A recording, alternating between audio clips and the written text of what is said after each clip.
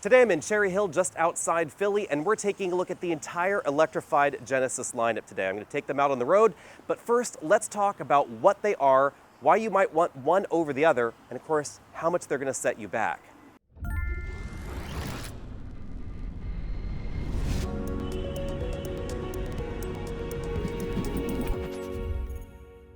Now, as you might imagine, the GV60 is the only one in this lineup that was designed from the ground up to be exclusively electric. But it wasn't the only one in the lineup designed from the ground up to be electric, because oddly enough, this GV70 and actually this entire platform, this entire rear-wheel drive Genesis platform, was designed to be both electric and gasoline from the beginning, but there are inherent compromises for being a dual-purpose platform versus being a dedicated battery electric platform. We'll definitely talk about that here in a moment, but let's move around to the side and to the rear to talk about style. You'll notice this definitely has a very rounded theme to it as far as the general style of the vehicle. Definitely very, very different from the rest of the Genesis lineup. We certainly have sort of a rounded theme back here in the rear of the GV70, but it's nothing like the GV60. The GV60 again has some elements from the rest of the Genesis lineup, but it certainly looks different than that GV70 in the rear. Now, one of the big benefits to being a dedicated electric vehicle platform is that dimensionally the GV60 is going to be a little bit easier to park, but you can see it has a pretty long wheelbase.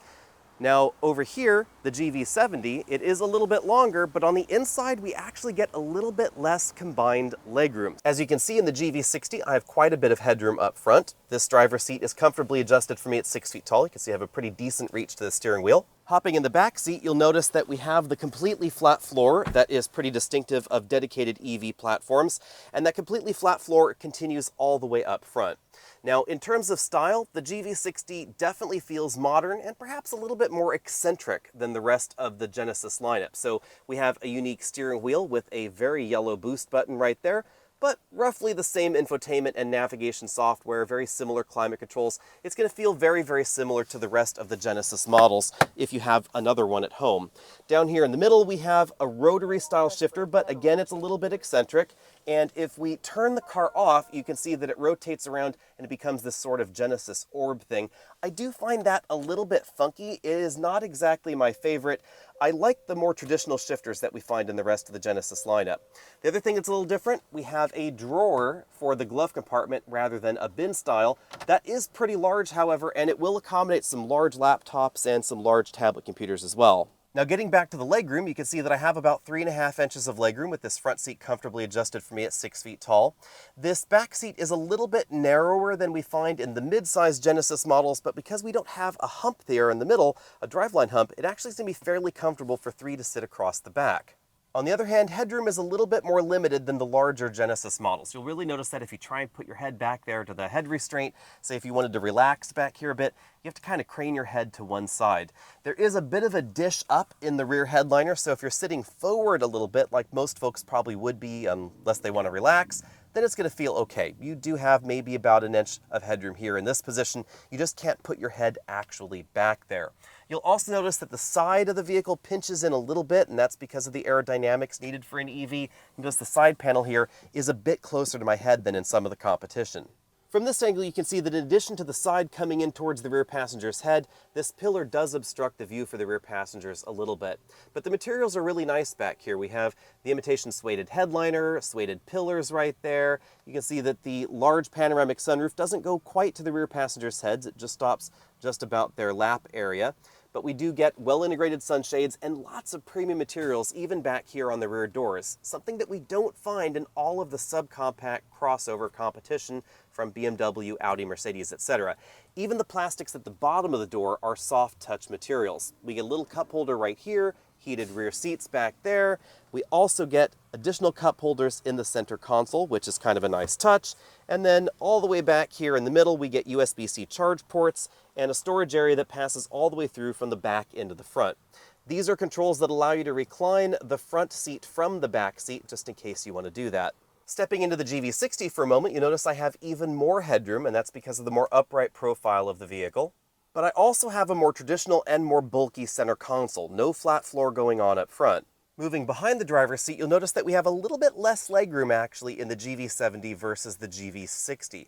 And part of that is because of how the battery has been positioned under the vehicle and the loss of a little bit of interior volume. Remember that legroom is not just the distance between this seat back and where my butt is, it's actually a calculated value from down there in the footwell area across to the knee and then back there. And you will notice that your knees are going to be a little bit higher up in the air in the GV70 Electrified than the non-electrified GV70. On the other hand, we do have nice touches like an extra climate control zone back here for this row, air vents right in the middle, more of a traditional feel with the heated seat controls right there. We still have the seat controls on the passenger seat to move that forward and backward. We have a slightly nicer set of materials and more traditional styling, I guess you'd say, back here. So lots of soft touch materials and stitched materials here as well. Again, soft touch materials even down there at the bottom of the door. Well integrated window shade there up at the top of the door. But perhaps the bigger thing you're going to notice is the general shape back here. So we get a little bit more of an airy feel with that extra window right back there behind the rear passengers' heads. That's obviously not really going to affect the rear passenger's view because if I turn my head to the side, I'm still looking at this pillar, but it is certainly going to make the back seat feel a little bit airier. Also, we have a much higher roofline. You can see that if I put my head back here to the headrest, I have quite a bit of headroom left. By the numbers, it would appear the GV60 is not that much smaller than the GV70, but in reality, you will get significantly more headroom back here, again, because of the way some of these numbers are measured. So certainly a little bit less legroom, but actually a little bit more usable headroom. Also, this panoramic moonroof goes further backwards. It actually goes to almost over my head, so it actually makes this feel a little bit airier. We also get the pillars pushed a little further to the side. The dashboard is also much more traditionally styled, and this is certainly one reason that you might want to get one of these vehicles over the other. Do you prefer the more traditional dashboard, or do you prefer the more adventurous dashboard in the GV60? One difference that I've always been surprised by is that in the GV70 we have the 3D LCD instrument cluster.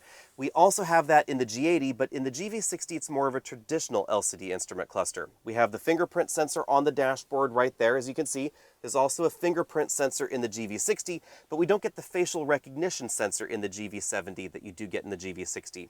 We have more traditional controls right here in the center console, more of a traditional rotary shifter there for the transmission, big cup holders. We get USB-A ports instead of USB-C ports in that little cubby right there. You'll find the drive mode toggle right there in the middle of everything, as well as some additional controls for the infotainment system. These seats are both heated and ventilated, but we get a little bit more motion in the GV70 seats. I find these a little bit more comfortable. In terms of seating, the main difference in the GV70 is this little button right here because we get the anti-fatigue almost massage functionality. This is the seat bottom cushion extension, four-way lumbar inflatable side bolsters. Although the controls look similar, the driver's seat is a little bit different in the GV70 and the GV60. In the GV60, we have this little toggle right here, which is a shortcut button for the relax mode for the seat. So if you're DC fast charging and you want the most reclined position, you have that button right there. Then pressing it forward will return it to its natural seating position. This is the almost massage button. We find that on the GV70 as well. It inflates air bladders in the seat bottom cushion and seat back cushion to help improve circulation. Over here we have the seat bottom cushion extension, four-way lumbar, and then this ring controls the inflatable bolsters. So again, the only thing missing in the GV70 is that little toggle right there. Now it is worth noting that the front passenger seat in both of these does not have the same range of motion. As you'd expect, both have power hatches, but the GV60 has a slightly smaller cargo area. You'll notice it's also a little bit more raked forward, so squarer items are not going to fit quite as nicely in this cargo area. Under the load floor, we have actually kind of an odd load floor because it opens this way and this little section swings open that way, so you can have access to some different storage areas there depending on what you're after. We also have a roller style shade and the rear seats do recline. The GV70 offers about 4 cubic feet more cargo capacity. The open button is right there on the rear windshield wiper, which is kind of an interesting touch. And actually, the rear wiper is a thing to note because we don't get a rear wiper over there on the GV60. You'll notice that there's a lot of stuff in this cargo area. I actually had them leave that there so you can get a better idea of how the cargo area is shaped. It is more upright and a little bit less horizontal, so definitely a little bit more practical in that reality. We also get a reasonable amount of storage space under here. We get kind of a little flip-up section in the front, a place where you can dock that roller-style cargo cover if you want to. You won't find a large front trunk in either model, but for slightly different reasons. Over here in the Electrified GV70, it's because they wanted to maintain some of the front crash structure design in common with the ICE family design. So we get a fairly small storage cubby right here under this pizza box lid. Also, if you take a look under there, we have some of the vehicle's charging components. They're actually tucked away under there because, again, this platform is a dual-purpose platform.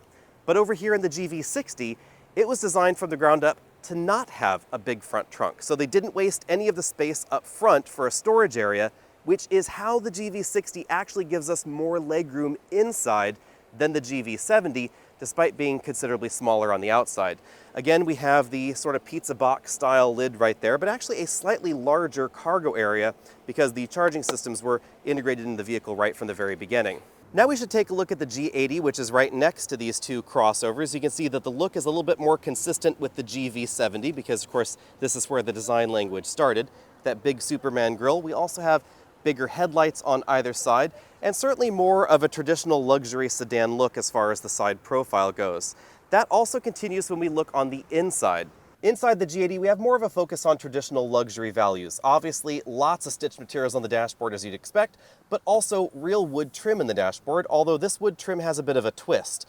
They're calling this forged wood. It's basically sort of like luxury OSB. They take scraps from other wood manufacturing processes, and then they blend it all together, mush it into this form, and then they carve it into the shapes here that you see in the dashboard. It is an open pore design, and there is lots and lots of it. You can see as we go down the center console here, we have lots of it around this door that closes off for that bottle holder, the door that closes off for that USB port there. And then we have more of a traditional, again, slightly bulkier center console than you'll find in a dedicated EV. But we still have a pretty big glove compartment, and all the plastics in here are soft touched.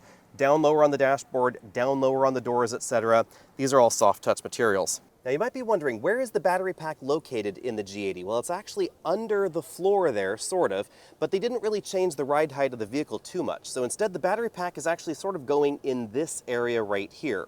In a regular G80, you'll notice that if you go over the sill, it actually goes down to the floorboards a little bit more. And that means that whether you're in the front seats or the back seats, you'll notice that your knees are going to be a little bit higher off the seat bottom cushion, your legs are going to be stretched out a bit more in front of you, and there's going to be less legroom in the Electrified G80 versus the regular G80. But headroom is still pretty decent, so if I put my head back here to the headrest, I can still put one hand under there. It's not going to be as roomy as the Electrified GV70, but pretty close. The sides here are actually not quite as pinched in as the GV60, and again, there's that little window over there, and it is a little bit better as far as view from a passenger, so you could kind of look out there. We have well-integrated sunshades, just as you'd expect, and again, lots of premium materials back here, including more of that luxury OSB. You'll notice that between the footwells, we don't have as much of a hump as we find in the regular G80. That's another indication of how far the floor has been risen versus the gasoline-only model. Over here, we have two large air vents and some additional climate controls. In the trunk of the G80, you'll notice that we get a little bit of a change versus the gasoline model, and that is that hump back there. It only accounts for about 3 cubic feet, but it does reduce the practicality of the cargo area versus the regular G80. That's because of some of the electrical components for the rear motor system, apparently. They're located right back there in that cargo area. The G80 also has a 4-wheel steering system, although I don't know if that impacts that cargo area. And that is a little bit different than we find in the GV60, which again, dedicated battery electric, or that GV70 over there, which is a little bit of a different conversion that has less of a compromise as far as the interior volume. Now let's talk about what makes these three EVs tick, because there are a lot of common components, as you'd expect. So over here in the GV70 and in the GV60, we have the exact same drivetrain in these two models. 480, actually just over 480 horsepower out of this twin motor setup. You can also get the GV60 for 2024 in a rear-wheel drive format or all-wheel drive with 316 horsepower. So over here, 3 different power levels. The top power level is the only one you'll find over here in the GV70. These two vehicles share the same approximately 77 kilowatt-hour battery pack, and in this form, they actually have about the same range, 235 miles over here, 236 miles over here for the GV70. So interesting twist, the converted gasoline model, it actually gives you more range than you find in the dedicated platform model right over here. I also think it's a little bit more attractive just to my eye. Now things are definitely different over here in the G80 Electrified, or Electrified G80, I'm sorry. This one has a slightly larger battery pack because it's kind of a different focus. They wanted to give this nearly 300 miles of range, so it has just over 280. They also decided not to give it as much power, so 365 horsepower out of this twin motor setup, and it's standard. There's no GV80 electrified at the moment. The rear electric motor is pretty similar to the one that we find in the GV60. It's the front electric motor that's different. This one has a front axle disconnect. It actually mechanically removes the front motor from the equation. That's going to give you better fuel economy out on the open highway. The interesting twist with the G80 is that it's not going to charge as quickly as either of these two SUVs. And that seems to have to do with the battery pack design. These two will hit a peak of around 235 kilowatts. They'll go 10% to 80% in 18 minutes. That stretches out to 22.5 in the G80, likely because of some of the cooling compromises for jamming that denser battery pack in a space that is relatively the same as these two battery packs in these vehicles. Those are some of the interesting realities when it comes to electrification. Now we should talk about pricing, because obviously that is going to be different, but there's an interesting twist. Let me pull out my notes here just so I can get this right. The GV60 for 2024 starts at $52,000 plus destination. That's going to get you the rear-wheel drive model, approximately 225 horsepower. Then we have the GV70 over here. That's going to be $66,450. That's going to be over 480 horsepower standard for that price tag. The most expensive in the bunch is, of course, the G80, and that's going to be $79,825. Now, what I find weird is that the GV60 Performance, this sort of rose gold model right next to me, actually starts more expensive than the GV70. I don't quite understand that one. Yes, this is going to handle a little bit better, but when you look at them, they have basically similar tires. This actually has 255s on it. This has 265s, slightly more compensation for its greater weight. It's going to be a little bit softer sprung. It's going to be a little bit more comfortable, but they're actually 0 to 60 only 1/10 apart, because they have about the same horsepower. So this is the just about as fast, a little bit roomier, a little bit more cargo capacity, more traditionally styled, and actually slightly less expensive electric Genesis at the moment. Let me know what you think about that and which one of these three you would get if your own money were on the line. If you're still torn, hang on, because I'm going to take them out on the road.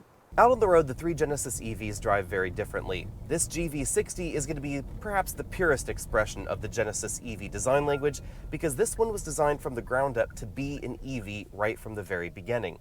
This is, of course, based on the Hyundai Motor Group's eGMP family, so it's related to the Ioniq 5 and the Kia EV6, and it shares some of the electric motor components and, of course, the battery pack with those mainstream EVs.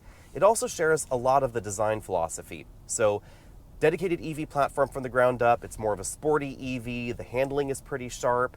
Performance is absolutely excellent. This produces over 400 horsepower without the boost mode and nearly 500 horsepower with the boost mode. It is definitely very, very quick. If I just go ahead and come to a stop, press this boost mode button and floor it, this will go 0 to 60 in 3.9 seconds, and there's definitely a decent amount of wheel slip. In this vehicle, we have symmetrical motors front and rear, so you aren't going to feel quite as much of a rear-wheel drive power bias when the power's on as in some of the other eGMP vehicles, but the system is going to program that rear power bias in as long as you're not at full throttle. The suspension is a little bit tighter here, the steering is a little bit tighter than the GV70. It feels perhaps a little bit more Tesla-like, of course, with the Genesis Edge. If you're looking for a ride that's a bit more serene, a bit more traditional, then you want the GV70. Interestingly, on the inside, as I said before, it's not really that much larger than the GV60 because this is a converted ICE platform. So we have that long, elegant hood up front, and that results in a slightly smaller interior volume than you'd get in a ground-up EV design. But it's not like it's tight in here. Actually, we get a bit more headroom, a bit more of a square profile inside than in the GV60, so I find it a bit more comfortable, not just in terms of the ride quality, but just in terms of the seating position. But everything else about this as far as its ride is certainly more luxury segment normative. The way that this rides, the way that it handles, all of that is very in keeping with the rest of the competition. Power level, however, that is definitely different because we get basically the same motor setup as the GV60, and we get the same amount of power, lots and lots of power out of this system. Obviously more curb weight, so a little bit slower on the 0 to 60 time, but still impressively quick. The GV70 has adaptive dampers like the GV60, but even in sport mode, it's not going to be as firm as the GV60. That makes sense, of course, because that's supposed to be the sportier model in the lineup. This is more of the mainstream luxury option. Of course, if you want something even softer, even more luxurious, there's the GV80. But at this point in time, there's no electrified GV80, and I do think that's an interesting twist. I would love to see the 4-seat version of the GV80 with an electrified drivetrain, I think that would be an absolutely excellent option.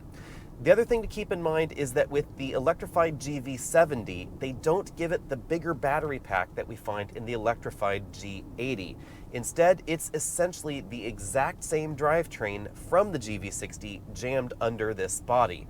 This is not an eGMP platform EV. It's actually more of a hybrid. The body, the suspension, the steering, all of that is from the rear-wheel drive ICE family, but the electronics, those are all from the eGMP family. To be honest, I like the platform blending because this has more of an upright driving position than we find in the other eGMP vehicles. We're a little bit higher off the ground, generally speaking, because they inserted the battery pack under the vehicle that had to lift everything up just a little bit. We also have, again, the more traditional profile, the more traditional luxury features, etc. So for my personality, I think the GV70 Electrified fits me a little bit better than the GV60. It's going to be a pretty tough call, though, between the two because the GV60 is a little bit less expensive. Now, if it matters to you, the Electrified GV70 is built in North America. At this point in time, it does not qualify for any percentage of the federal tax credit if you purchase it, but that may change soon because the battery pack production is probably going to be moving to North America at some point in time. At that point, it may qualify for at least half of the tax credit.